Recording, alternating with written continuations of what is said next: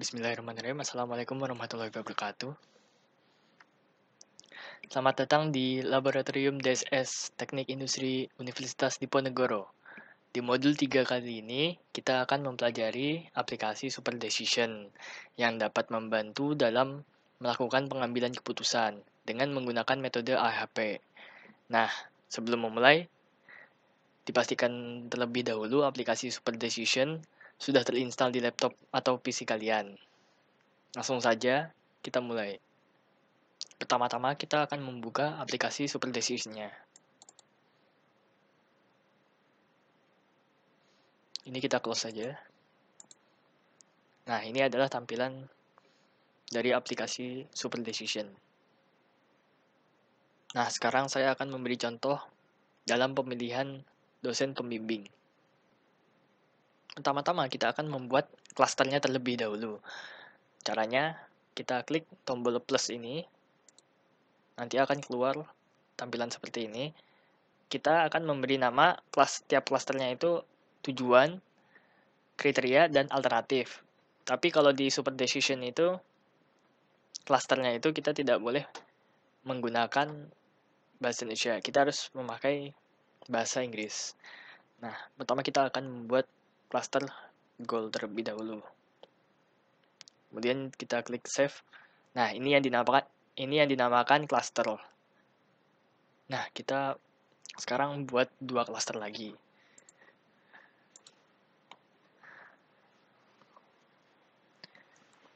Klaster kriteria dan klaster alternatif.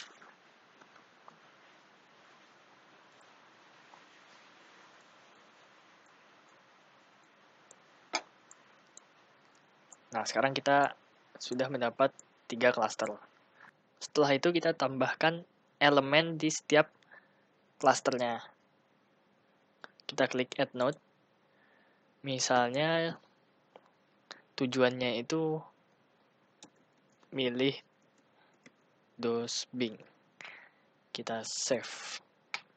Nah, untuk elemen kriterianya, misalnya saya tambahkan ramah. Kita add more, mudah ditemui, add more, dan penyayang. Kemudian untuk elemen alternatif, kita tambahkan, misalnya alternatifnya itu ada dosen 1, dosen 2, dosen 3. Nah, elemen-elemen ini kita bebas mau kasih nama apa saja. Boleh pakai bahasa Inggris, boleh pakai bahasa Indonesia. Nah, kita kan udah dapet nih elemen-elemennya. Lalu kita tinggal hubungkan saja antar elemen yang ada di sini. Caranya adalah pertama-tama kita klik make or show connection. Kita klik.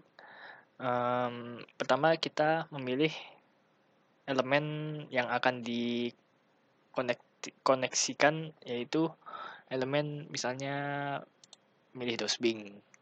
Kemudian kita akan menghubungkan kemana nih? Misalnya elemen milih dosbing kita akan menghubungkan ke tiap-tiap elemen kriteria. Nah, kita pilih pertama, kita klik mudah dipenuhi, penyayang, sama ramah. Nah, ini udah kita koneksikan dari goals ke tiap-tiap kriteria. Kemudian kita tiap-tiap kriteria ini akan dihubungkan ke tiap-tiap alternatif ini. Caranya juga sama, kita hubungkan. Misalnya pertama kita hubungkan ramah dulu.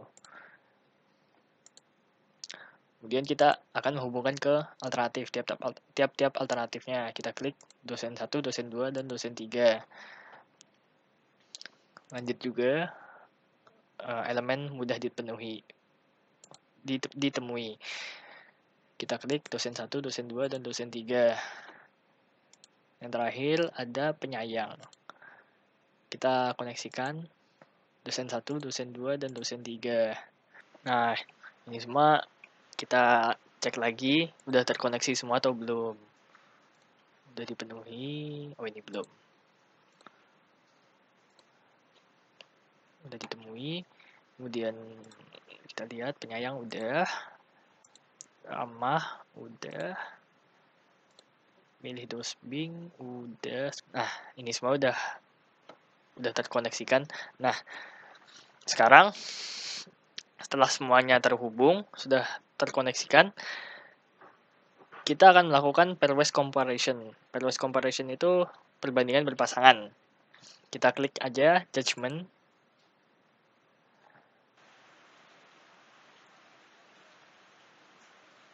Nah, ini adalah tampilan dari judgment. Pada proses ini, kita dapat melakukan penilaian antara dua elemen. Misalnya, yang pertama ini elemen mudah dipenuhi dan penyayang. Ini di sebelah sini harusnya ada penyayang. Cuma ketutupan sama tabel result. Contohnya itu, kita kasih contoh nih. Misalnya kita beri nilai 5. Nah, di sini berarti mudah dipenuhi itu lebih kuat dibanding elemen penyayang. Kalau misalnya kita klik 5 yang di sebelah kanan, berarti ini yang penyayang itu lebih penting dibanding elemen mudah dipenuhi itu. Kemudian selain kita menggunakan questionnaire seperti ini, tabel questionnaire seperti ini, kita bisa melakukan penilaian menggunakan tabel matriks. Nah, tadi kan udah dicontohin 5 itu kayak gini kan. Berarti kalau tanda panah ke atas berarti penyayang itu lebih penting dibandingkan elemen mudah ditemui. Kita bisa melakukan penilaian menggunakan tabel matriks ini. Kalau yang matriks ini kita bisa memakai nilai koma-komaan, misalnya 3,5. Oh, maaf. Ini harusnya 3.5.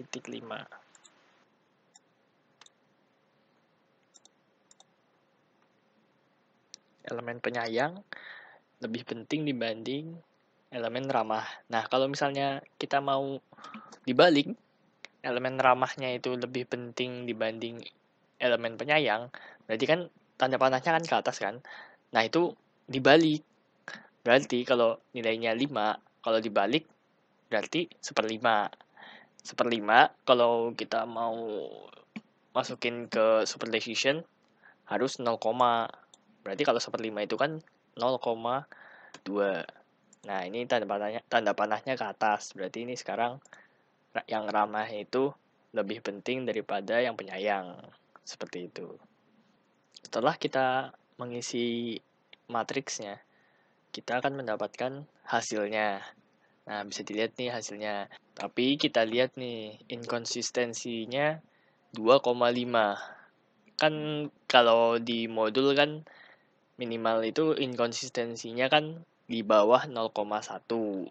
Berarti kalau ini 2,5 di atas 0,1, berarti pengisian ini tuh masih belum konsisten. Maksudnya belum konsisten, kita lihat nih, penyayang itu kan lebih penting dibanding mudah ditemui.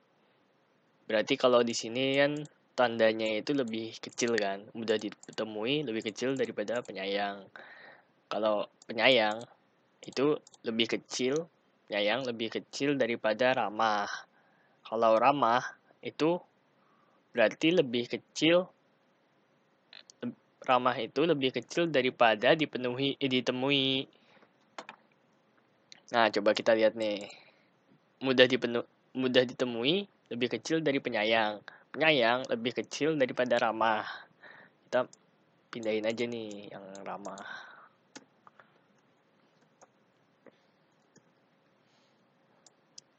Nah, sama kan? Penyayang lebih kecil daripada ramah. Nah, coba kita lihat nih. Mudah ditemui lebih kecil daripada penyayang, lebih kecil daripada ramah.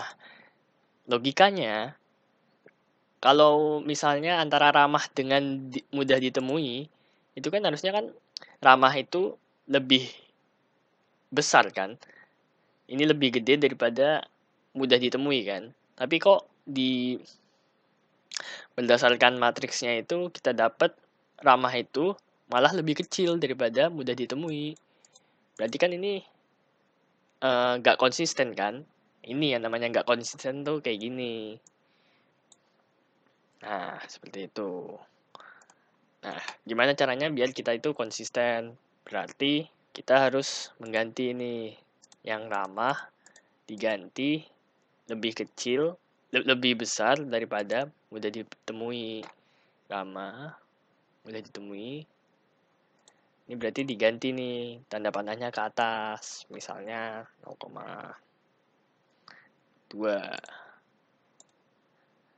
Kan diganti berarti ramah itu lebih penting daripada mudah ditemui. Berarti kita dapat hasilnya nih, inkonsistennya lebih kecil nih dari yang tadi kan. Tadi kan 2 komaan kan, sekarang 0,2.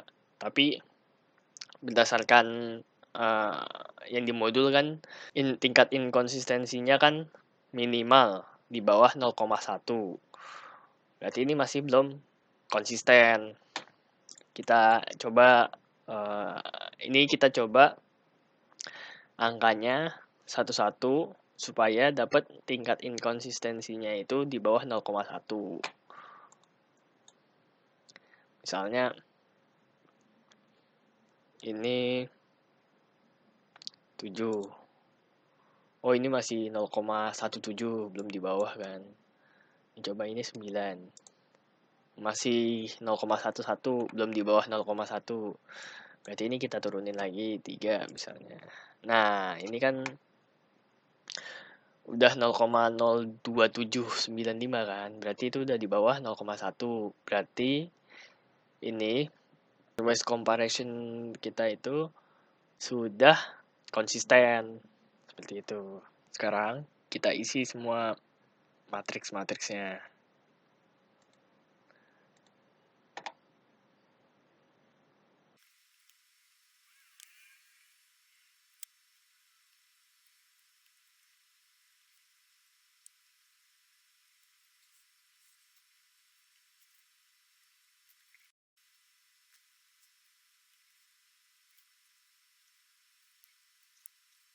Nah, kan udah semua.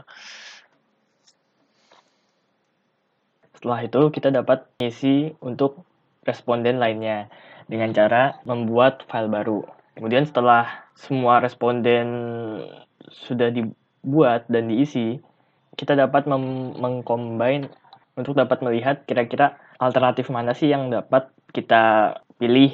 Nah, untuk di super decision ini kita tidak dapat mengcombine semua responden menjadi satu. Caranya gimana? Jadi kita harus menghitung secara manual. Bisa lewat Excel. Jadi kalau untuk menghitung secara manual itu ada rumusnya. Rumus untuk matriks kombinasi yaitu X sama dengan X1 akar dari X1 plus X2 sampai Xn diakarin pangkat N. Jadi N itu apa? N itu jumlah responden. Kalau misalnya respondennya ada 5, berarti akar pangkat N-nya itu 5. Akar pangkat 5. Kalau misalnya respondennya ada 4, berarti akar pangkat 4. Misalnya, kita mau nyari antara Kili dan Suna.